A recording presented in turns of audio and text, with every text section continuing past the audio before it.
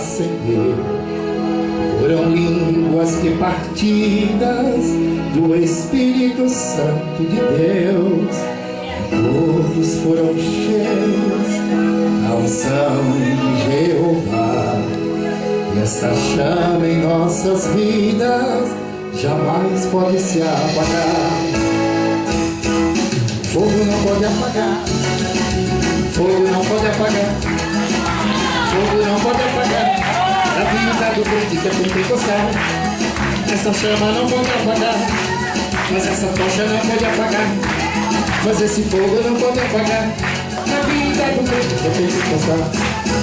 É fogo que queima pecado, é fogo que afasta o mal. O inimigo não resiste à unção de Jeová. Chame labaredas que descem lá do alto.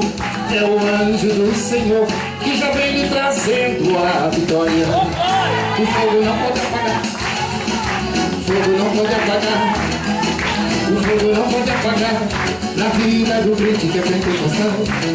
Mas essa chama não pode apagar, mas essa tocha não pode apagar, mas esse fogo não pode apagar na vida do crente que é pentecostal.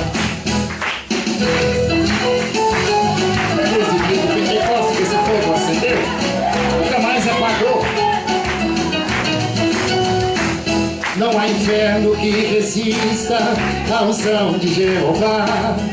As muralhas vão ao chão quando ouvem a sua voz. Sua mão está estendida para te abençoar. É o anjo do Senhor que já vem lhe trazendo a vitória. O fogo não pode apagar, o fogo não pode apagar, o fogo não pode apagar na vida do crente que é pentecostal.